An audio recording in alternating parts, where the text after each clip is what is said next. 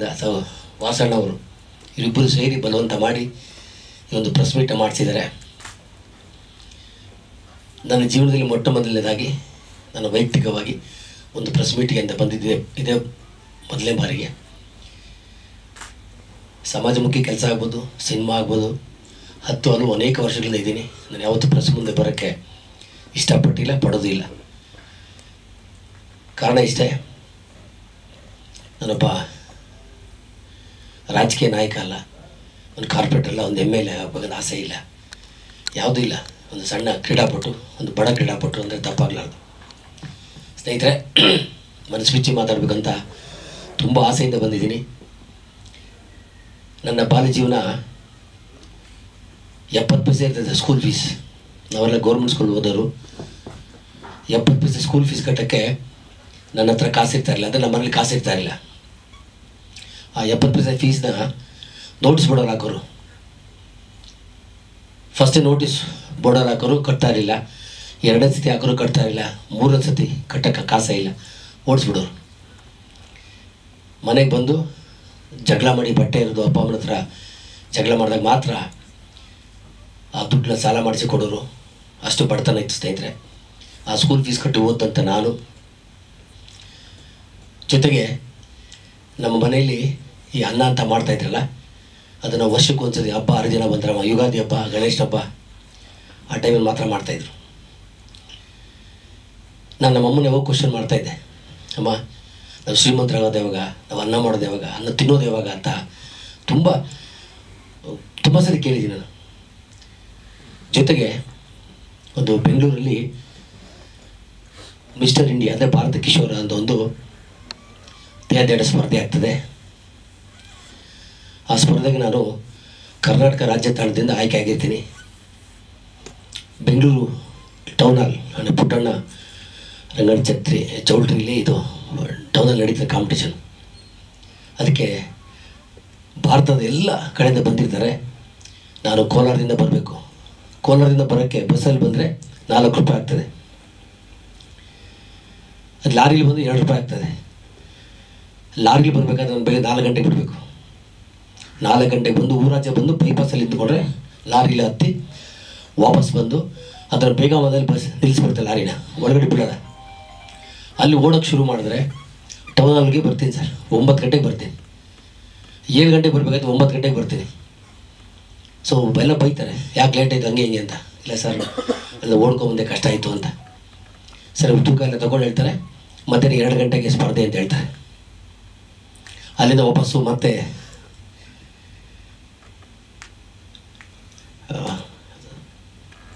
ಸಂಪಂಗಿ ರಾಮನಗರ ವಾಪಸ್ ಬರ್ತೀನಿ. ಅಲ್ಲಿ ಮದುವೆ ನಡೀತಿರ್ತದೆ. ಅಲ್ಲಿ ಮದುವೆ ನಡಿಬೇಕಾದ್ರೆ ಬೆಳಗ್ಗೆ ಇಡ್ಲಿ ಎಲ್ಲ ಬಡಿಸ್ತಾ ಇರ್ತಾರೆ ತಿಂಡಿಗೆ ಅಂತ. ಯಾರ್ದೋ ಮದುವೆ ಗೊತ್ತಿಲ್ಲ, ಕೂತ್ಕೊಂಡ್ಬಿಡ್ತೀನಿ. ಇಡ್ಲಿ ಬಡಿಸ್ಕೊಂಡು ಬರ್ತಾರೆ. ನನ್ನ ಹತ್ರ ಬರೋಷ್ಟ್ರೊಳಗಡೆ ಹಿಂದೆ ಯಾರು ಬಂದು ಕೇಳ್ತಾರೆ, ಗಂಡು ಕಡೆನ ಹೆಣ್ಣು ಕಡೆನ ಅಂತ. ನಾನು ಯಾರ ಕಡೆನೂ ಇಲ್ಲ, ಆಚೆ ಓಡಿಸ್ಬಿಡ್ತಾರೆ. ಮತ್ತು ಮಾರ್ಕೆಟಿಗೆ ಬಂದು ಲಾರಿಲಿ ದಾಳಂಬ್ರೆ ಈ ತರಕಾರಿ ಎಲ್ಲ ತುಂಬ್ತಾ ಇರ್ತಾರೆ. ಅದೆಲ್ಲ ತುಂಬಿ ಕೊಟ್ಟಿದ್ದಕ್ಕೆ ನನಗೊಂದು 2 ದಾಳಂಬ್ರೆ ಕೊಡ್ತಾರೆ. ಅದನ್ನು ತಿಂದ್ಬಿಟ್ಟು ನಾನು ಸ್ಪರ್ಧೆಗೆ ಹೋಗ್ತೀನಿ. ಸ್ನೇಹಿತರೆ, ಮಿಸ್ಟರ್ ಜೂನಿಯರ್ ಇಂಡಿಯಾ ಪ್ರಶಸ್ತಿ ತೊಗೋತೀನಿ, ಭಾರತ ಕಿಶೋರ ತೊಗೋತೀನಿ. ತೊಗೊಂಡು ಅದನ್ನು ಕಪ್ಪು ಇರ್ತದಲ್ಲ, ಆ ಕಪ್ಪನ್ನು ಎತ್ಕೊಂಡು ಓಡ್ತಾ ಇರ್ತೀನಿ. ಮತ್ತು ಲಾರಿಗೆ ಹೋಗ್ಬೇಕಲ್ಲ ಸರ್, ಕಾಸಿಲ್ಲ. ಎಲ್ಲರೂ ಕಳ್ಳ ಅಂತ ಕಿರ್ಚಾಡ್ತಾರೆ. ಕಪ್ಪು ದೊಡ್ಡದಿರ್ತದಲ್ಲ. ಮತ್ತು ನನಗೆ ಗೊತ್ತಾಗಲ್ಲ. ಅದಕ್ಕೆ ಪೇಪರ್ನ ಸುತ್ತಕೊಂಡು ಎತ್ಕೊಂಡು ಹೋಗಿ ಕೋಲಾರದಲ್ಲಿ ಲಾರಿಲಿ ಇಳ್ಕೊಂಡು ಮತ್ತೆ ನಡ್ಕೊಂಡು ಹೋಗ್ತೀನಿ. ನಡ್ಕೊಂಡು ಹೋಗಿ ಮಲಗಿರ್ತೀನಿ ಸ್ನೇಹಿತರೆ. ಆವಾಗ ಆಕಾಶವಾಣಿಯಲ್ಲಿ ಟಿ ವಿ ಇರಲಿಲ್ಲ ಆವಾಗ. ಆಕಾಶವಾಣಿಯಲ್ಲಿ ಓದುತ್ತಿರುವವರು ಅಂತ ಹೇಳ್ಬಿಟ್ರು ಹೆಡ್ಲೈನ್ಸಲ್ಲಿ ಕೋಲಾರದ ರವಿಗೆ ಭಾರತ ಕಿಶೋರ ಪ್ರಶಸ್ತಿ ತೊಗೊಂಡಿದ್ದಾರೆ ಅಂತ ಬರ್ತದೆ. ತುಂಬ ಖುಷಿ ಪಡ್ತೀನಿ ಸ್ನೇಹಿತರೆ. ಆ ಖುಷಿಗೆ ಪಾರನೇ ಇರಲ್ಲ. ಈ ರೀತಿ ನನ್ನ ಜೀವನ ಪ್ರಾರಂಭವಾಗಿದೆ ಸ್ನೇಹಿತರೆ. ಇವತ್ತು ಕ್ರೀಡೆಯಲ್ಲಿ ಎಲ್ಲ ಕ್ರೀಡೆ, cricket, football, volleyball, basketball, athletics ಎಲ್ಲ ಕ್ರೀಡೆ ಸೇರಿ ಮುಖ್ಯವಾಗಿ ಬಾಸ್ಕೆಟ್ಬಾಲಲ್ಲಿ 2 ಸತಿ ರಾಜ್ಯಕ್ಕೆ ಕ್ಯಾಪ್ಟನ್ ಆಗಿದ್ದೆ. 1 ಸಲ ರಾಷ್ಟ್ರ ಮಟ್ಟದಲ್ಲಿ ಕ್ಯಾಪ್ಟನ್ ಆಗಿದ್ದೆ.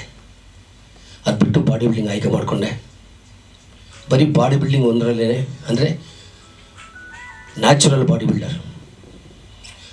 ನ್ಯಾಚುರಲಾಗಿ ಯಾವ ರೀತಿ ದೈಹಿಕನ ಬೆಳೆಸಬೇಕು ಅನ್ನೋ ಒಂದು ರೀತಿಯಲ್ಲಿ ಮಾಡಿ ಬರೀ ದೇಹದಾಢ್ಯ ಒಂದರಲ್ಲೇ 110 ಚಿನ್ನದ ಪದಕನ ಪಡ್ಕೊಂಡಿದ್ದೀನಿ. ವಿತ್ ಡಾಕ್ಯುಮೆಂಟ್ಸ್ ಇದೆ. ಜೊತೆಗೆ ಎಲ್ಲ ನನ್ನ ಸ್ಕೂಲ್ ಡೇಸಿಂದ ಹಿಡಿದು ಕಾಲೇಜ್ ಡೇಸಿಂದ ಹಿಡಿದು ಒಟ್ಟು 300ಕ್ಕೂ ಹೆಚ್ಚು ಚಿನ್ನದ ಪದಕನ ನಾನು ತೊಗೊಂಡಿದ್ದ ಇದ್ದೆ.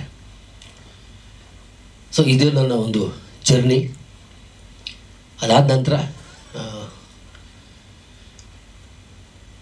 ಇವತ್ತು ಒಂದು ಮುಖ್ಯ ಉದ್ದೇಶ, ಅದು ವೆಂಕಟೇಶ್ವರ ಹೇಳಿದ್ದಾರೆ.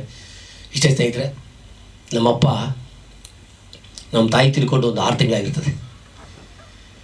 ನಮ್ಮ ತಾಯಿ ಸತ್ತೋಗಿ 6 ತಿಂಗಳಾಗಿರ್ತದೆ. ನಾವು ಒಂದು ಮಿಡ್ಲ್ ಕ್ಲಾಸ್ ಫ್ಯಾಮಿಲಿ. ನಮ್ಮಪ್ಪ ಬಂದು ಕೇಳ್ತಾರೆ, ಅಮ್ಮ ಸತ್ತೋಗಿದ್ದಾರೆ, ಬೇಜಾರಾಗುತ್ತೆ, ಕಾಶಿಗೆ ಹೋಗ್ಬೇಕು ಅಂತ. ನನ್ನ ದುಡ್ಡಿರಲ್ಲ. ಸರಿ, ಅದು ಸ್ವಲ್ಪ ಇರ್ತಲ್ಲ, ಅಹಂಕಾರ ಇರ್ತಲ್ಲ, ಬೈದು ಕಳಿಸ್ಬಿಡ್ತೀವಿ. ಕರ್ಕೊಂಡು ಹೋಗ್ತೀನಿ ಹೋಗಪ್ಪ, ದುಡ್ಡಿಲ್ಲ ಅಂತ.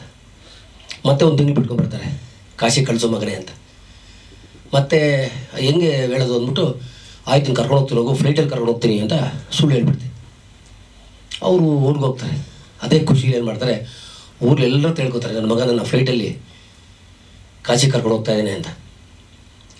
ಊರಿನ ಜನ ನನಗೆ ಫೋನ್ ಮಾಡಿ ಕೇಳಿದ್ರೆ, ಏನಪ್ಪ ನಿಮ್ಮಪ್ಪನ ಕಾಶಿ ಕರ್ಕೊಂಡು ಹೋಗ್ತಾ ಇದೆಯಾ ಫ್ಲೈಟಲ್ಲಿ ಅಂತ.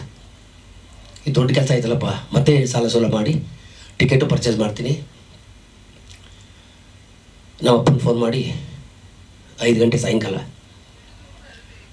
ಫೋನ್ ಮಾಡಿ ಹೇಳ್ತೀನಿ, ಅಪ್ಪ ರೆಡಿಯಾಗಿರಿ, ನಾಡ್ದು ಹೋಗಬೇಕು ಕಾಶಿಗೆ, ಬಟ್ಟೆ ಗಿಟ್ಟೆಲ್ಲ ಹೊಸ ಬಟ್ಟೆ ತೊಗೊಂಡ್ಬರ್ತೀನಿ ಅಂತ ನಾನು ಫೋನ್ ಮಾಡ್ತೀನಿ ಅಂತ ಇದ್ದರೆ 5:30 ನಮ್ಮ ಅಕ್ಕ ಫೋನ್ ಮಾಡ್ತಾರೆ, ಅಪ್ಪ ತಿರ್ಕೊಂಡ್ರು ಅಂತ.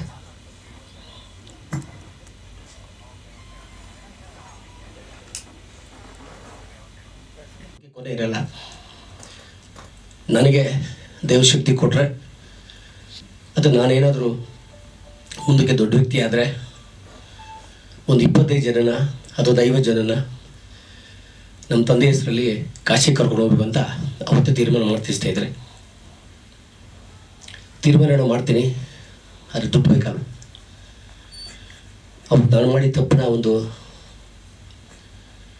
ಡಿಸಿಷನ್ ಭಾಗವಾಗಿ ನಾನು ಅವತ್ತಿಂದ ಇವತ್ತು ತನಕ ನನ್ನ ಹುಟ್ಟುಹಬ್ಬವನ್ನು ಆಚರಿಸ್ಕೊಳ್ಳೋದು ಸ್ನೇಹಿತರೆ. ನಾನು ಹುಟ್ಟುಹಬ್ಬದ ದಿವಸ ಬೆಳಗ್ಗೆ ದೇವಸ್ಥಾನಕ್ಕೆ ಹೋಗ್ತೀನಿ. ಯಾರಿಗೂ ಹುಟ್ಟುಹಬ್ಬದ ದಿತಾಂಕ ಯಾರಿಗೂ ಗೊತ್ತೇ ಇಲ್ಲ. ನಾನು ಇವತ್ತವರೆಗೂ ಯಾರು ಹೇಳೋದಿಲ್ಲ. ಹುಟ್ಟುಹಬ್ಬದ ದಿವಸ ದೇವ್ರ ಪೂಜೆ ಮಾಡಿ 4 ಗಂಟೆಗೆ ಕರೆಕ್ಟಾಗಿ 4 ಗಂಟೆ ಇಲ್ಲಿದ್ದರೆ ಯಾವ ಊರಲ್ಲಿ ಇದ್ರೂ ಸ್ಮಶಾನಕ್ಕೆ ಹೋಗ್ತೀನಿ. ಒಂದು ಅರ್ಧ ಗಂಟೆ ಕೂತ್ಕೊಂಡು ನಮ್ಮ ಅಪ್ಪನ ಕೊಟ್ಟಿದ್ದು ಮಾತು ಕೊಟ್ಟಿದ್ದೀನಲ್ವ, ಅದನ್ನು ನೆರವೇರ್ಸೋಕ್ಕೆ ಪ್ರಯತ್ನ ಪಡ್ತಾನೆ ಇದ್ದೀನಿ ಸ್ನೇಹಿತರೆ. ಆ ಕಾಲ ಇವಾಗ ಕೂಡ ಬಂದಿದೆ. 25 ಜನ ಅಂದ್ಕೊಂಡೆ, 50 ಜನ ಅಂದ್ಕೊಂಡೆ, ಈಗ 108 ಜನ ಆಗಿದ್ದಾರೆ. ಉಚಿತವಾಗಿ, ಸಂಪೂರ್ಣ ಉಚಿತವಾಗಿ ಎಲ್ಲರನ್ನು ಕಾಶಿಗೆ ವಿಮಾನದಲ್ಲಿ ಕರ್ಕೊಂಡು ಹೋಗ್ತಾ ಇದ್ದಾರೆ. ಇದು ನನ್ನ ಸ್ವಾರ್ಥಕ್ಕಾಗಿ ಮಾಡ್ತಾ ಇರೋದು, ನನ್ನ ಸಂತೋಷಕ್ಕಾಗಿ ಮಾಡ್ತಾ ಇರೋದು, ನನ್ನ ಖುಷಿಗೋಸ್ಕರ ಮಾಡ್ತಾ ಇರೋದು. ಕಾಶಿಲಿ ಯಾರಾದರೂ ರೂಮ್ ವ್ಯವಸ್ಥೆ ಮಾಡಿಕೊಡ್ತಾರ ಅಥವಾ ನಾನು ಫಸ್ಟ್ ಟೈಮ್ ಹೋಗ್ತಾ ಇರೋದು. ಸೊ ವೆಂಕಟೇಶ್ವರನ್ನ ಮೀಟ್ ಮಾಡಿದೆ, ವಾಸು ಸರ್ನ ಮೀಟ್ ಮಾಡಿದೆ. ಅವ್ರನ್ನ ಕೇಳೋಕೆ ಹೋದಾಗ ಅವ್ರು ಹೇಳಿದ್ರು, ಇದು ದೊಡ್ಡ ಕೆಲಸ ಇದು ಅಂಥೇಳಿ ಅವರ ಒಂದು ಗೈಡೆನ್ಸ್ ಮುಖಾಂತರ ಮಾಡ್ತಾಯಿದ್ವಿ. ಜೊತೆಗೆ ಈ ಒಂದು ದೊಡ್ಡ ಕೆಲಸ ಈ ದುಡ್ಡನ್ನ ಎಲ್ಲಿಂದ ನಾನು ಅಡ್ಜಸ್ಟ್ ಮಾಡಿದೆ, ಯಾವ ಥರ ಉಳಿಸಿದೆ ಅನ್ನೋಕ್ಕೆ ಶೇರ್ ಮಾಡ್ಕೋತೀನಿ ಸ್ನೇಹಿತರೆ. ನಮ್ಮಪ್ಪ ತೀರ್ಕೊಂಡೋಗಿದ್ದು ಇವತ್ತವರೆಗೂ ನಾನು ಯಾವುದೇ ಬರ್ತಡೇ ಮಾಡ್ಕೊಳ್ಳಲ್ಲ. ಆ ದುಡ್ಡನ್ನ ಒಂದು ಉಂಡಿ ಇಟ್ಟಿದ್ದೀನಿ, ಆ ಉಂಡಿಗೆ ಹಾಕ್ತೀನಿ. ಯಾರದೇ ಮದುವೆಗೆ ಹೋಗಲಿ ಬೊಕ್ಕೆ ಕೊಡಲ್ಲ. ಬೊಕ್ಕೆ ಕೊಡಿ 2,000 1,000 ಆಗುತ್ತೆ. ಆ 1,000 ಉಂಡಿಗೆ ಹಾಕ್ತೀನಿ. ಫ್ರೆಂಡ್ಸ್ ಎಲ್ಲ ತಿಂಡಿಗೆ ಹೋಗಿರ್ತೀವಿ, ಬಿಲ್ಲು ಯಾರೋ ಕೊಡ್ತಾರೆ, ಆ ಬಿಲ್ಲು ಲೆಕ್ಕ ಮಾಡ್ಕೊಂಡು ಉಂಡಿಗೆ ಹಾಕ್ತೀನಿ. ಜೊತೆಗೆ ಯಾವುದೋ ಬರ್ತ್ಡೇಗೆ ಹೋಗ್ತೀನಿ, ನಾಮಕರಣಕ್ಕೆ ಹೋಗ್ತೀನಿ, ಎಲ್ಲೋ ಗಿಫ್ಟ್ ಏನೋ ಒಂದು ಕೊಡ್ತಾರೆ, ನಾನು ಕೊಡೋಲ್ಲ. ಎಷ್ಟೋ ಜನ ಬೈತಾರೆ, ಏನು ಸರ್ ಹೀರೋ ಆಗಿದ್ದೀರಾ, ಅವ್ರೇನು ಗಿಫ್ಟೇ ಕೊಟ್ಟಿರಲಿಲ್ಲ ಅಂತ. ನಾನು ಕೊಡೋಲ್ಲ ಸ್ನೇಹಿತರೆ, ಯಾಕಂದರೆ ಕಾಚೆ ಕಳಿಸ್ಬೇಕಲ್ವ. ನನಗೆ ಜೀವ ಹೋಗುವಂಥ ಕೆಲಸ ಬಂದಿದ್ದರು, ಎಷ್ಟೊತ್ತಿಗೆ ತುಂಬ ಕಷ್ಟ ಆಗಿದ್ರು ಆ ದುಡ್ಡು ಮುಟ್ಲೇ ಇಲ್ಲ. ಆ ರೀತಿಯಾಗಿ ರೂಪಾಯಿ 1 ರೂಪಾಯಿ 10 ರೂಪಾಯಿ 20 ರೂಪಾಯಿ ಯಾರು ಫ್ರೆಂಡ್ಸ್ ಎಲ್ಲ ಕಾಫಿಗೆ ಹೋದಾಗ 10 ರೂಪಾಯಿ ಉಚಿತಗಳು ಹಾಕಿದ್ದೀನಿ. ಸೊ ಯಾರು ನನ್ನ ಉಚಿತವಾಗಿ ಟ್ರಿಪ್ ಕರ್ಕೊಂಡು ಹೋಗ್ತಾರೆ, ಆ ಟ್ರಿಪ್ ಹೋದ ಲೆಕ್ಕ ಮಾಡ್ತೀನಿ, ನಂದೆಷ್ಟು ಭಾಗ ಬರ್ತದೆ ಅದನ್ನು ಉಂಡಿಗೆ ಹಾಕಿ. ಸೊ ಎಷ್ಟೊತ್ತಿಗೆ ಮನೇಲಿ ಜಗಳ ಆಗಿದೆ, ಆ ದುಡ್ಡು ತೆಗಿದೆ ಅಂತ ತೆಗಿಬಾರ್ದು ಉದ್ದೇಶದಿಂದ ಇಷ್ಟೆಲ್ಲ ಒಂದು ಉಳಿಸಿ 20 ವರ್ಷ ತೆಗೆದರೆ ನನ್ನ ಬರ್ತಡೇನ 14 ವರ್ಷ ಆಯಿತು ನಾನು ಮಾಡ್ಕೊಳ್ಳೋದಿಲ್ಲ. ಸೊ ಇವತ್ತು ಒಂದು ಕಾಲ ಕೂಡಿ ಬಂದಿದೆ. ಈ ಕಾಲ ಕೂಡಿ ಬಂದಾಗ ಕಾಶಿಗೆ ಹೋಗ್ಬೇಕು ಅಂತ ಅಂದ್ಕೊಂಡು ಸೆಲೆಕ್ಟ್ ಮಾಡೋಕ್ಕೆ ಸ್ಟಾರ್ಟ್ ಮಾಡಿದ್ವಿ. ಹಿರಿಯ ನಾಗರಿಕರನ್ನ, ವಯಸ್ಸಾದವ್ರನ್ನ, ಯಾರಿಗೆ ಕಾಶಿ ಬಗ್ಗೆ ತುಂಬ ಪ್ರೀತಿ ಇದೆ, ಅವ್ರು ನೋಡಲೇಬೇಕು ಒಂದ್ಸರಿ, ಕಾಶಿಗೆ ಹೋಗ್ಲೇಬೇಕು ಅಂತ ಯಾರು ಆಸೆ ಇರ್ತಲ್ಲ ಅಂಥವ್ರು ಹುಡ್ಕೋಕ್ಕೆ ಪ್ರಯತ್ನ ಪಟ್ವಿ. ಅದು ನಾನೇ ಮಾಡಿದೆ, ಬೇರೆ ಯಾರಿಗೂ ಇಲ್ಲ. ನನಗೆ ಕೆಲಸಗಾರ ಇರಲಿಲ್ಲ, ಅವ್ರು ಕೊಟ್ಟು 10,000 ಕೊಡಬೇಕಾಗತ್ತೆ. ಅದೇ 10,000 ಉಂಡಿಗೆ ಕಳೆದ್ಬಿಟ್ಟು ನಾನೇ ಮನೆ ಮನೆಗೂ ಹಳ್ಳಿಗೆ ಹೋಗಿ ಪ್ರಯತ್ನಪಟ್ಟು ಹುಡುಕಿದ್ದೀನಿ. ಸಿಕ್ಕಿದ್ದಾರೆ 101 ಜನಕ್ಕೆ. ಇದೇ ಮಲ್ಲೇಶ್ವರದಲ್ಲಿ ಟ್ರಾವೆಲ್ಸ್ ಏಜೆಂಟ್ ಟಿಕೆಟ್ ಬುಕ್ ಆಗಿ 80 ಜನಕ್ಕೆ ಕನ್ಫರ್ಮ್ ಆಗಿದೆ ಇವತ್ತಿಗೆ. ಇನ್ನು 20 ಜನ ಇದ್ದಾರೆ. 2ನೇ ತಾರೀಕು ಬೆಳಗ್ಗೆ 6 ಗಂಟೆಗೆ ಬೆಂಗಳೂರು ವಿಮಾನ ನಿಲ್ದಾಣದಿಂದ ಬಿಟ್ಟು ಇಲ್ಲಿಂದ ಡೈರೆಕ್ಟ್ ಅಯೋಧ್ಯೆ ಹೋಗ್ತಾ ಇದ್ದೀವಿ. ಅಯೋಧ್ಯೆಗೆ ಹೋಗಿ ಅಲ್ಲಿಂದ ಪ್ರಯಾಗ್ರಾಜು, ಅಲ್ಲಿಂದ ಕಾಶಿಗೆ ಅಂತ ಪ್ಲ್ಯಾನ್ ಮಾಡ್ಕೊಂಡಿದ್ದೀವಿ. ಈ ಎಲ್ಲ ಮಾಡ್ಕೋಬೇಕು ಅಂತ ತೀರ್ಮಾನ ಮಾಡಿದಾಗ ನನಗೆ ಬೆನ್ನೆಲುಬಾಗಿ ಸಹಾಯವಾಗಿ ನಿಂತಂಥವರು ಜನಾರ್ದನ್ ಅಂತ ನಮ್ಮ ಇನ್ಕಮ್ ಟ್ಯಾಕ್ಸಲ್ಲಿ ಕಮಿಷನರ್ ಆಗಿದ್ದಾರೆ. ಅವ್ರ ಕುಟುಂಬ, ಅವ್ರ ತಂದೆ ತಾಯಿ ಆಶೀರ್ವಾದ ಮಾಡಿ ಒಬ್ಬರು ಒಳ್ಳೆಯದಾಗುತ್ತೆ ಅಂತೇಳಿ ನನಗೆ ಸಹಾಯ ಮಾಡಿದ್ದಾರೆ. ಈ ಒಂದು ಕಾರ್ಯಕ್ಕೆ ನಿಮ್ಮ ಬೆಂಬಲ ಜೊತೆಗೆ ಜನತೆ ಆಶೀರ್ವಾದ, ರಾಜ್ಯ ಜನತೆ ಆಶೀರ್ವಾದಕ್ಕೆ ಅಂತ ಕೇಳ್ಕೊತಾ ಈ ಒಂದು ಕಾರ್ಯಕ್ಕೆ, ಯಾಕಂದರೆ ಎಷ್ಟು ಜನ ಒಟ್ಟಿಗೆ ಹೋಗ್ತಾ ಇದ್ದೀವಿ, ನನಗೂ ಖುಷಿ ಆಗ್ತಾಯಿದೆ. ಕೆಲವೆಲ್ಲ ಫ್ಲೈಟೇ ನೋಡಿಲ್ಲ, ಬಸ್ಸೇ ನೋಡಿಲ್ಲ, ಅಂಥವರೆಲ್ಲ ಒಟ್ಟು ಮಾಡಿ ಇವತ್ತು 101 ಜನ ಆಗಿದ್ದಾರೆ. 80 ಜನ ಕನ್ಫರ್ಮೇಷನ್ ಕೊಟ್ಟು ಟಿಕೆಟ್ ಕೂಡ ತೊಗೊಂಡ್ಬಿಟ್ಟಿದ್ವಿ. ಇನ್ನು 20 ಜನ ಇವತ್ತು ನಾಳೆ ಅಂತ ಹೇಳ್ತಾ ಇದ್ದಾರೆ. ಬಂದರೆ ಕರ್ಕೊಂಡು ಹೋಗ್ತೀನಿ ಸ್ನೇಹಿತರೆ. ಇದು ನನ್ನ ಜೀವನದ ದೊಡ್ಡ ಆಸೆ ಅಂದರೆ ತಪ್ಪಾಗಲಾರ್ದು. ಇದೆಲ್ಲ ಮಾಡೋಕ್ಕೆ ಬದಲು ಸತ್ತೋಗ್ಬಿಡ್ತೀನಿ ಅಂತ ಭಯ ಆಗ್ಬಿಟ್ಟಿತ್ತು. ಸೊ ಹಂಗಾಗಿ ಇದನ್ನು ಬೇಗನೆ ಮುಗಿಸ್ಬೇಕು ಅನ್ನೋ ಒಂದು ಆಸೆಯಿಂದ ಆದಷ್ಟು ಬೇಗನೆ ಮಾಡಿದ್ದೀನಿ. ಇವಾಗ ಏನು ಫ್ಲೈಟಲ್ಲಿ ಹೋಗ್ತಾ ಇದ್ದೀವಲ್ಲ, ಅಲ್ಲಿ ಅಯೋಧ್ಯೆಯಿಂದ 4-5 ಗಾಡಿ ಮಾಡಿದ್ದಾರೆ. ಅಲ್ಲಿಂದ ಅಲ್ಲಿ ಹೋಗೋಕ್ಕೆ, ಕಾಶಿಗೆ, ಪ್ರಯಾಗ್ರಾಜ್ಗೆ ಹೋಗೋಕ್ಕೆ ಎಲ್ಲ AC ಗಾಡಿದೆ, AC ರೂಮ್ಸ್ ಎಲ್ಲ ತೊಗೊಂಡಿದ್ದೀವಿ. ಅಂದರೆ ನಮ್ಮ ಅಪ್ಪ ಅಮ್ಮನ ಕರ್ಕೊಂಡೋದು ಎಷ್ಟು ಪ್ರೀತಿಯಿಂದ ನೋಡ್ತೀವಲ್ಲ, ಅದಕ್ಕೆ ಜಾಸ್ತಿ ಪ್ರೀತಿಯಿಂದ ಅವ್ರು ನೋಡಬೇಕು ಅನ್ನೋ ನನ್ನ ದೊಡ್ಡ ಆಸೆ. ನನ್ನ ಬುದ್ಧಿ ಬಂದಾಗಿಂದ ಸಣ್ಣದು ಸಮಾಜ ಸೇವೆ ಕೆಲಸ ಮಾಡ್ತಾಯಿದ್ದೀನಿ. ಅದೆಲ್ಲದನ್ನು ಬದಿಗಿಟ್ಟರೆ ಇದು ನನ್ನ ತಂದೆ ತಾಯಿಗೋಸ್ಕರ ಮಾಡ್ತಾರೆ ಒಂದು ಒಳ್ಳೆ ಕಾರ್ಯ ನಾನು ಅಂದ್ಕೊಂಡಿದ್ದೀನಿ. ಸೊ ನಿಮ್ಗೇನು ಅನ್ಸಿದ್ರೆ ದಯವಿಟ್ಟು ನನ್ನ ಕೇಳಬಯಸ್ತಾ ಇದ್ದಾರೆ. ಏನು ರವಿ ಅಂತಂದೆ, ಅಣ್ಣ ಇಲ್ಲೇ ಗಾಂಧಿ ಬಜಾರ್ಗೆ ಹೋಗಿ ಬಂದುಬಿಡ್ತೀನಿ, ತಿರುಪತಿಲಿ ಶ್ರೀನಿವಾಸನ ಪೂಜೆ ಮಾಡ್ತಾರಲ್ಲ ಅವ್ರು ಬಂದಿರೋ ಹುಡ್ಕೊಂಡು ನನ್ನ ಒಂದು 10 ನಿಮಿಷ ಬಂದುಬಿಡ್ತೀನಿ, ಆಮೇಲೆ ಕಾಫಿ ಕೊಡ್ತೀನಿ ಅಂದರು. ವಾಪಸ್ ನಾನು ಫೋನ್ ಮಾಡಿ ವಾಸುಗೆ ಹೇಳ್ತಾರೆ ಬೇಡ ಕಾಫಿನ, ಒಂದು 10 ನಿಮಿಷ ಬರ್ತಾರೆ ಅಂತ ಅಂದ್ಬಿಟ್ಟು ಆಮೇಲೆ ತಿರ್ಗಾ ವಾಪಸ್ಸು 1/4 ಗಂಟೆ ಬಿಟ್ಟು ಬಂದು ತಿರ್ಗಾ ಕತೆ ಶುರು ಮಾಡಿದ್ರು. ಬರ್ತಾ ಒಂದು ದೊಡ್ಡ ಬ್ಯಾಗ್ ಹೊತ್ಕೊಂಬಂದ್ರು ಸರ್. ದೊಡ್ಡ ಬ್ಯಾಗು ದೊಡ್ಡ ಬ್ಯಾಗ್ ಹೊತ್ಕೊಂಬಂದ್ರಿಗೆ ಒಳಗಡೆ ಬರ್ತಿರೋಂಗೆ ನಮ್ಮ ಆಫೀಸಲ್ಲಿ ಗಮ್ಮಂದಿತ್ತು ವಾಸ್ತೆ. ಅವರು ತಿಮ್ಮಪ್ಪಂಗೆ ಪೂಜೆ ಮಾಡ್ತಾರಂತೆ, ಇವರು ಸ್ನೇಹಿತರು. ಅದ್ರದ್ದೊಂದು ಕತೆ ಹೇಳಿದ್ರು, ನಾನು ಬೆಚ್ಚ ಬಿದ್ದೋಗ್ಬಿಟ್ಟೆ ಅವ್ರು ಹೇಳಿದ ಕತೆ ನೋಡಿದ್ರೆ. ಇವತ್ತಿಗೂ ತಿರುಪತಿಗೆ ಹೋಗೋದೇ ಇಲ್ವಂತೆ ಮನುಷ್ಯ, ನಾವು ಹೋಗ್ತಾನೆ ಇರ್ತೀವಿ, ಹೋಗೋದೇ ಇಲ್ವಂತೆ. ಅದಕ್ಕೇನೋ ಕತೆ ಹೇಳಿದ್ರು, ಅವರೇ ಹೇಳ್ತಾರೆ. ಆಮೇಲೆ ಬಂದರು, ಇಟ್ಟರು ನನಗೆ ಟೇಬಲ್ ಮೇಲೆ, ಅಣ್ಣ ನಿಮ್ಗೆ ಎಷ್ಟು ಬೇಕೋ ಏನು ಬೇಕೋ ತಗೊಳ್ಳಿ ಅಂದರು. ಏನು ರವಿ ಅಂತಂದೆ, ಪ್ರಸಾದ ಏನು ದಪ್ಪ ಲಾಡು, ಒಳಗಡೆ ನೈವೇದ್ಯ ಆಗಿದ್ದು ಪ್ರಸಾದ, ವಡೆ ಗಿಡೆ ಎಲ್ಲ ತೊಗೊಂಬಂದು ಕೊಟ್ಟರು ಪಾಪ. ಅಂದರೆ ಅವ್ರನ್ನ ಹುಡ್ಕೊಂಡು ಆ ಸ್ವಾಮೀಜಿ ಇನ್ನೆಲ್ಲೋ ಹೋಗಿದ್ದಾರೆ, ಇವ್ರು ಅಲ್ಲಿಲ್ಲ ಅಂತ ಅಂದ್ಬಿಟ್ಟು ಗಾಂಧಿ ಬಜಾರ್ಗೆ ಬಂದಿದ್ದಾರೆ. ಅಲ್ಲೇ ಪಾಪ ಮಿಸ್ ಆಗ್ಬಿಟ್ಟು ಎಲ್ಲ ಮುಂದ್ಗಡೆ ಎಲ್ಲ ಹೊರಟೋಗ್ಯಾರೆ. ನೀವು ಅಲ್ಲೇ ನಾನು ಹೇಳಿದೆವ್ರು ರಾಮಕೃಷ್ಣ ಆಶ್ರಮನ ಮುಂದೆ ನಿಂತ್ಕೊಳ್ಳೋಕೆ ಹೇಳಿ, ನಂದು ಸ್ವಾರ್ಥ ಇತ್ತು, ಸ್ವಾಮಿ ಪೂಜೆ ಮಾಡ್ತಾರಲ್ಲ ಇಲ್ಲಿಗೆ ನಮ್ಮ ಆಫೀಸ್ಗೆ ಬರೋಕ್ಕೆ ಹೇಳ್ಬಿಟ್ಟು ನಮಗೂ ಒಂಚೂರು ನೋಡಿದೆ, ಅದು ಪಾಪ ಆಗಲಿಲ್ಲ ಅದು. ಆಮೇಲೆ ವಾಪಸ್ಸು ಬಂದರು, ಎಲ್ಲ ಇಟ್ಟಾದ್ಮೇಲೆ ತಿರ್ಗಾ ವಾಪಸ್ ಅವ್ರು ಫೋನ್ ಮಾಡಿದ್ರು ಇವ್ರಿಗೆ. ಮಾಡಿದಾಗ ಇಲ್ಲ ನಾನು ನಮ್ಮ PR ವೆಂಕಟೇಶ್ವರ ಮೇಲೆ ಹೇಳಿದ್ನಲ್ಲ ಸರ್, ನಾನು ಕಾಶಿದು ಸಂಬಂಧಪಟ್ಟಿದ್ದು ಅವ್ರ ಮೇಲೆ ಇದ್ದೀನಿ ಅಂತ ಅಂದ್ಬಿಟ್ಟು ಪಾಪ ನನಗೆ ಫೋನ್ ಕೊಟ್ಟರು. ನಾನು ಫೋನಲ್ಲಿ ವಿಶ್ ಮಾಡಿದೆ ಅವ್ರಿಗೆ, ಶ್ರೀನಿವಾಸ ಅಂತಂದ್ರು. ಸರ್ ಪ್ರಸಾದ ಎಲ್ಲ ಬಂತು ಅಂತೆಲ್ಲ ಹೇಳಿದೆ. ನೆಕ್ಸ್ಟ್ ಟೈಮ್ ಬಂದಾಗ ಬನ್ನಿ ನಮ್ಮ ಮನೆಗೆ ಅಂತ ಹೇಳಿದೆ. ಹ್ಞೂ ಅಂತ ಹೇಳಿದ್ದಾರೆ. ಇಷ್ಟೆಲ್ಲ ಪಾಪ ಅದಕ್ಕೆ ಯಾತಕ್ಕೆ ಹೇಳಕ್ಕೆ ಬಂದೆ ಅಂದರೆ, ಅದಕ್ಕೆ ಸ್ಫೂರ್ತಿ ನಮ್ಮ KS ವಾಸು ಹಿರಿಯ ಪತ್ರಕರ್ತರು. ಯಾಕೆಂದರೆ ಇವರು ಅವ್ರ ಹತ್ರಕ್ಕೆ ಹೋಗಿಲ್ಲ ಅಂತಂದರೆ ಈ ಲಿಂಕ್ ನಮಗೆ ಸಿಗ್ತಿರ್ಲಿಲ್ಲ. ಈ ಲಿಂಕ್ ಸಿಕ್ಕಿಲ್ಲ ಅಂತ ಈ ಪತ್ರಿಕಾಗೋಷ್ಠಿನೇ ಆಗ್ತಿರಲಿಲ್ಲ. ಅವ್ರ ಪಾಪ ತುಂಬ ನಾಚಿಕೆ ಪಟ್ಟರು. ಸರ್ ನಾನೇ ಹೋಗಿ ಕೇಳೋದು, ಪ್ರೆಸ್ ಮೀಟೆಲ್ಲ ಮಾಡೋದು ಚೆನ್ನಾಗಿರಲ್ಲ ಸರ್, ನಾನು ಸಿನಿಮಾ ಆದರೆ ಓಕೆ ನಾನು ಕರಿತೀನಿ ಅಂತೇಳಿ. ಬೇಡ ಸರ್ ನಾನು ನಮ್ಮ ಸಂಸ್ಥೆಯಿಂದ ಕರಿತೀನಿ ಅಂತ ಹೇಳ್ಬಿಟ್ಟು ಕರೆದೀನಿ. ಒಳ್ಳೆ ಕಾರ್ಯಕ್ರಮ ಮಾಡೋಕ್ಕೆ ಹೊರಟಿದ್ದಾರೆ. ತುಂಬ ವಿಸ್ತಾರವಾಗಿ ಮಾತಾಡಿದ್ರು. ಚೇತು ನೀವು ಜಗನ ಲೇಟಾಗಿ ಬಂದ್ರಿ, ಅದ್ಭುತವಾದ ಒಂದು ಎಮೋಷನಲ್ ಇರೋವಂಥ ಒಂದು ಕಾರ್ಯಕ್ರಮ ಮಾಡ್ತಿದ್ದಾರೆ. ಅವ್ರಿಗೆಲ್ಲ ನಿಮ್ಮದು ಆಶೀರ್ವಾದ ಕೊಡಿ ಅಂತ ಕೇಳ್ಕೊಳ್ತಾ, ನನ್ನ ಪರ್ಸ್ನಲಾಗಿ ನಾನು ಕರೆದಿರೋದ್ರಿಂದ ನಮ್ಮ ಸಂಸ್ಥೆ ಮುಖಾಂತರ ಒಂದು ಪರ್ಸ್ನಲಾಗಿ ಕೇಳ್ಕೊಳ್ತಾ ಇದ್ದೀನಿ. ಬೇಕಾಷ್ಟು ಜನಕ್ಕೆ ಪ್ರಚಾರ ಬೇಕಾಷ್ಟು ಕೊಟ್ಟಿದ್ರಿ. ನಾವು ಕರೆಯೋ ಎಲ್ಲ ಒಳ್ಳೆ ಮತ್ತು ಬೇಡದಿರೋ ಪತ್ರಿಕೆಗೋಷ್ಠಿಗೆಲ್ಲನೂ ಬಂದು ಪ್ರಚಾರ ಕೊಟ್ಟಿದ್ರಿ. ಪಾಪ ರವಿಗೆ ಯಾತಕ್ಕೆ ಅಂತಂದರೆ, ನಾನು ಅವ್ರು ಬೇಡ ಅಂತಂದಾಗ ಇಲ್ಲ ಸರ್ ನೀವು ಮಾಡಿ ಪ್ರೆಸ್ ಮೀಟ್ನ, ಯಾಕೆ ಅಂತಂದ್ರೆ ಅಟ್ಲೀಸ್ಟ್ 4 ಜನಕ್ಕೆ ಹೆಲ್ಪ್ ಆಗುತ್ತೆ, ಒಂದು ಸ್ಫೂರ್ತಿ ಆಗುತ್ತೆ ನಿಮ್ಮಿಂದ ಯುವಕರಿಗೆ ಅಂತೆಲ್ಲ ಹೇಳಿದೆ. ಅಂದರೆ ಸ್ಪಾನ್ಸರ್ಸು ಎಲ್ಲೂ ಇಲ್ದಂಗೆ, ದುಡ್ಡು ಯಾರತ್ರ ಇಸ್ಕೊಳ್ದಂಗೆ ಬೇರೆ ಯಾರತ್ರ ಪಾಂಪ್ಲೆಟಲ್ಲಿ ಕೆಳಗಡೆಗೆ ವಾಟ್ಸಪ್ ನಂಬರು ಅಥವಾ ಗೂಗಲ್ ಪೇ ನಂಬರ್ ಯಾವುದು ಹಾಕ್ದಂಗೆ ಇದೇ ಥರ ಅವ್ರ ತಾಯಿ ಹೇಳಿದ ಪಾಲಿಸ್ಕೊಂಡು ಕೈ ಕಟ್ಕೊಂಡು ಅವ್ರ ಪಡೆ ಅವ್ರು ಮಾಡ್ಕೊಂಡು ಹೋಗ್ತಾ ಇದ್ದಾರೆ. ಒಬ್ಬ ಇನ್ಕಮ್ ಟ್ಯಾಕ್ಸ್ ಆಫೀಸರ್ ಆದವರು ಬೇಜಾನ್ ದುಡ್ಡು ಮಾಡ್ಬೋದಾಗಿತ್ತು, ಸಖತ್ತಾಗಿ ದುಡ್ಡು ಮಾಡ್ಬೋದಾಗಿತ್ತು. ಅವರು ಹಂಗೆ ಲೆಕ್ಕ ಹಾಕೊಂಡ್ರೆ ಮಾಡಿದ್ದಾರೆ, ಬೇಕಾದಷ್ಟು ಮಾಡಿದ್ದಾರೆ, ಬೇಜಾನ್ ಮಾಡಿದ್ದಾರೆ. ನಮಗೆ ಅದೇ ನಾನು ಇಂಟ್ರೊಡ್ಯೂಸ್ ಮಾಡ್ಬೇಕಾಗಿ ಹೇಳಿದೆ, ಪುರುಷೋತ್ತಮ ಅಂತ ಒಂದು ಒಳ್ಳೆ ಸಿನಿಮಾ ಮಾಡಿದ್ದಾರೆ. ಅಷ್ಟು ನಮಗೆ ನಮ್ಮ ಚಿಕ್ಕಪ್ಪನ ಕಾಲದಿಂದ ಪರಿಚಯ ಇದ್ರೂ ಕೂಡ ಪಾಪ ನನಗೆ ಅವ್ರ ಕೆಲಸ ಕೊಡಲಿಲ್ಲ. ಹೆಂಗೋ ವಾಪಸ್ ಕೆಲಸ ನನಗೆ ಬಂತು, ಜಾಹೀರಾತು ಮುಖಾಂತರ ವಾಪಸ್ ನನಗೆ ಹೆಂಗೋ ಸೇರ್ಪಡೆ ಆಗುವಂಥದ್ದು ಬಂತು. ಹಾಗಾಗಿ ಎಲ್ಲ ಮಾಧ್ಯಮದ ಸ್ನೇಹಿತರು ರವಿ ಅಂತ ಅವ್ರಿಗೆ ಒಂಚೂರು ಉತ್ತೇಜನ ಕೊಟ್ಟು ಇಂಥ ಒಂದು ದೇವತಾ ಕಾರ್ಯಕ್ರಮ ಮಾಡಬೇಕಾದ್ರೆ ಸ್ವಲ್ಪ ಎಂಕರೇಜ್ ಮಾಡ್ತು ಅಂದರೆ ಇನ್ನೊಂದಷ್ಟು ಜನಕ್ಕೆ ಕಾಶಿ ಯಾತ್ರೆನೋ ಅಥವಾ ಅವ್ರು ಹೇಳ್ದಂಗೆ ನೆಕ್ಸ್ಟ್ ಉಡುಪಿ ಕೃಷ್ಣನ ದರ್ಶನನೋ ಅಥವಾ ತಿಮ್ಮಪ್ಪನ ದರ್ಶನನೋ ಮಾಡೋಕ್ಕೆ ಅನುಕೂಲ ಆಗುತ್ತೆ ಅಂತ ಹೇಳ್ತಾ ಇನ್ನೊಂದು ಪ್ರೆಸ್ ಮೀಟ್ ಇದೆ. ತಿರುಪತಿದು ಮಾತ್ರ ಒಂದು ಅದ್ಭುತವಾದ ಕಥೆ ಹೇಳಿದ್ರು, ಮೈ ಜುಮ್ಮಂದೋಯ್ತು ನನಗೆ. ಶವ ಸಂಸ್ಕಾರ ಮಾಡೋದು ನನ್ನ ಇದು ಆದ್ಯ ಕರ್ತವ್ಯ ಮಾಡ್ತಾಯಿದ್ದೀನಿ. ಪುನಿ ಸರ್ ಸತ್ತಾಗಾಗ್ಬೋದು, ಡಾಕ್ಟರ್ ರಾಜ್ಕುಮಾರ್ ಸತ್ತಾಗಾಗ್ಬೋದು, ವಿಶ್ವ ಸರ್ ಸತ್ತಾಗಾಗ್ಬೋದು. ಮೊನ್ನೆ ನಮ್ಮ ಆ್ಯಂಕರ್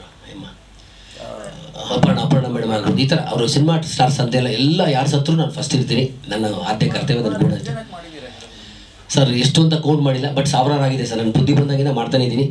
ಹಳ್ಳಿಗೆ ಹೋಗ್ತೀನಿ, ಆಕ್ಸಿಡೆಂಟ್ ಆಗಿರ್ತದೆ, ಅನಾಥ ಶವ ಯಾರ್ದು ಇರ್ತದೆ, ಯಾರು ಕರೀಲೇಬೇಕಾಗಿಲ್ಲ ಸರ್. ನಾನು ಹೋದ್ರೆ ಮಾತ್ರ ನಾನೇ ಮಾಡಬೇಕು, ನನ್ನ ಕೈ ಕಟ್ಟಿಂದ ನಿಂತ್ಕೊಳ್ಳಲ್ಲ. ಎಷ್ಟು ವರ್ಷಗಳಿಂದ ಮಾಡ್ತಾ ಇದ್ದೀನಿ ಸರ್? ಇದೊಂದು 25 ವರ್ಷದಿಂದ ಮಾಡ್ತಾಯಿದ್ದೀನಿ ಸರ್.